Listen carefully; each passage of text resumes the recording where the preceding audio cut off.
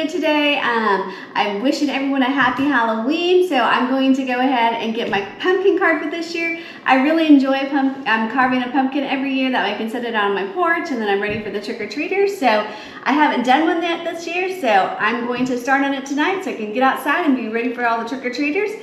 The first thing I like to do is I always start from the bottom. I don't like the top part of it because I find that the part, you know, the stem part just kind of caves in after a while. You may have noticed I'm not using the regular pumpkin carving tools either. I actually misplaced some of the ones that I normally use, but I've always used this drywall saw.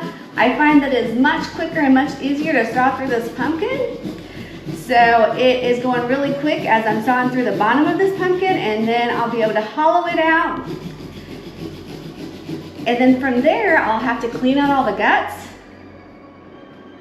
Let me turn my saw around so I can finish this last little part. Another reason why I like this bottom part cut out is because it makes it easier when I have a candle in there. All I gotta do is light the candle, and then the pumpkin can sit right on top of it.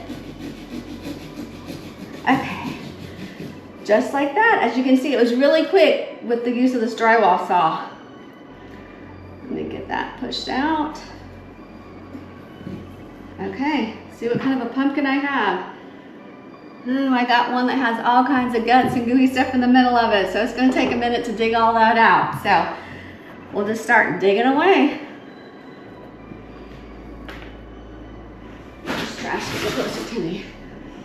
I always use my hand at first, and then I'll get like a spoon or something like that to fine tune it so it'll make the walls a little thinner, and I'll be able to cut out the face a little quicker. All right, my hand is getting really dirty, so I'm gonna take off this watch really quick so I don't have the pumpkin goo all over it and then it smell like pumpkin for weeks on end. All right, I got it all cleaned out. Let me show you the inside of my hole. What do you think? You think I got it thinned out enough? All right, the next step is I'm gonna go ahead and set this back up so I can start carving that face out. See what kind of a design I'm gonna come up with this year.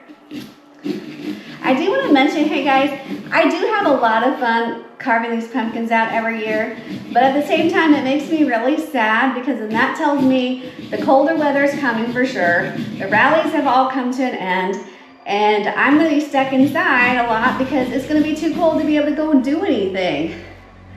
But luckily for me, in a few weeks, I am going to get to be in Florida for a couple weeks around Thanksgiving, so I am praying for super nice weather so that I can get out and enjoy that beach sun out there.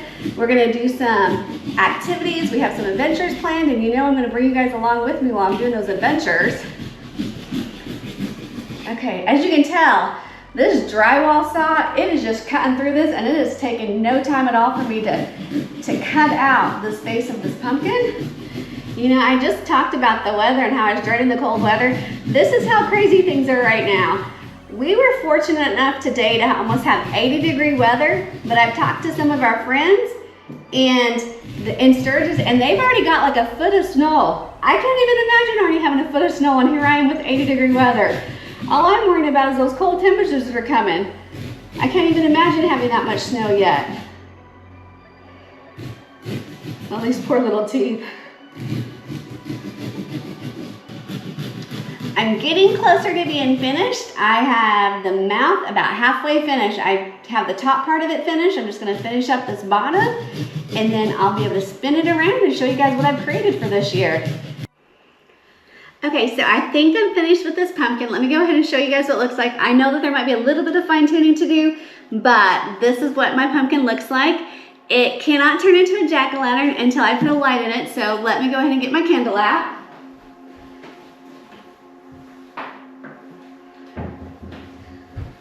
It would have helped if I would have grabbed the lighter too.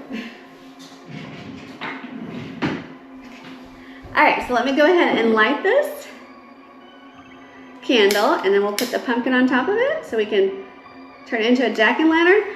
I'm gonna also turn out the light, that way you can actually see, hopefully, what the pumpkin's going to look like. It might be dark enough. See, with that easily cut out, all I gotta do is just slide it underneath where my candle's at. It goes over and I don't have to mess with the top. Okay. Ta-da! There's my jack-o'-lantern for this year. What do you guys think?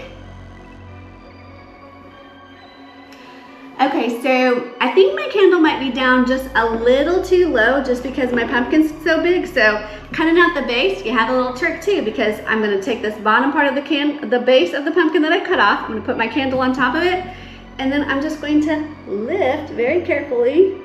Ooh.